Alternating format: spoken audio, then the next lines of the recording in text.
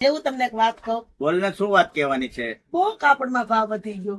ભાવ વધ્યો તો આપણે કઈ ટેન્શન નથી લેવાનું. આપણે સ્ટોક કરેલો છે એટલે આપણે કસ્ટમર ને સસ્તો જ આપવાનું છે કાયમ માટે. હે કાપડમાં ભાવ વધ્યો આપણે ફિકર કરવાની જ નથી, કારણ કે આપણે ફૂલ માલ સ્ટોક કરેલો છે. બરાબર તો છે. આપણા કસ્ટમર ને કાયમ માટે સસ્તું મળે એવું જ આપણે રાખવાનું છે. આપણે વધારો નથી કરવાનો. ભલે ઉપરથી ભાવ વધ્યો છે પણ આપણે કસ્ટમર ને કાયમ માટે સસ્તું જ આપવાનું છે. બરાબર બરાબર.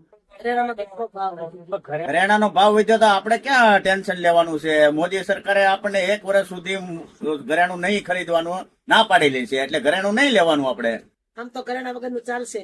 તારાય ના પાડે છે ને રિયાય ના પાડે છે, એટલે આપણે ચાલશે. આપણે ચલાવવું જ પડે. આપણા વડાપ્રધાન માન્ય નરેન્દ્રભાઈ મોદી એને આપણને કીધેલું છે કે 1 વર્ષ ઘરેણું નહીં ખરીદવાનું, એટલે આપણે કોઈ પણ ભારત દેશના કોઈ પણ નાગરિકને નહીં ખરીદવાનું. કારણ કે લાલ બહાદુર શાસ્ત્રી જયારે આપણા વડાપ્રધાન હતા ને ત્યારે આપણે બનાસ બહારથી વિદેશથી આવતું તો વિદેશ વાળાએ અનાજ નહોતા મોકલતા, તો ત્યારે એ કહેતા કે આપણે એક ટાઈમ જમવાનું છે આખા દેશને. તો ઘરેણું વગરની ચાલશે. તો એ લોકો આખા દેશના નાગરિકે એક ટાઈમ જમવાનું કરી નાખ્યું હતું, પણ આપણે અમેરિકાની સામે ઝૂક્યા નહોતા. એટલે એ રીતે આપણે માન્ય વડાપ્રધાન નરેન્દ્રભાઈ મોદી કહે એમ આપણે ચાલવાનું છે.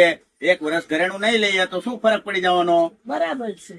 મોદી દાદા કે ને, મોદી દાદા એનું કે ઈ માન્ય કરો તો ક્યારેય પબ્લિક દુખી નહીં થાય. ઘરેણું નહીં ખરીદવાનું 2 વર્ષ સુધી. એમાં શું થઈ જવાનું? આપણને આવા વડાપ્રધાન દેશને મળ્યા છે તો આપણે એ જે વસ્તુ બોલે તે આપણા નાગરિકને બધાને માન્ય કરવાનું હોય.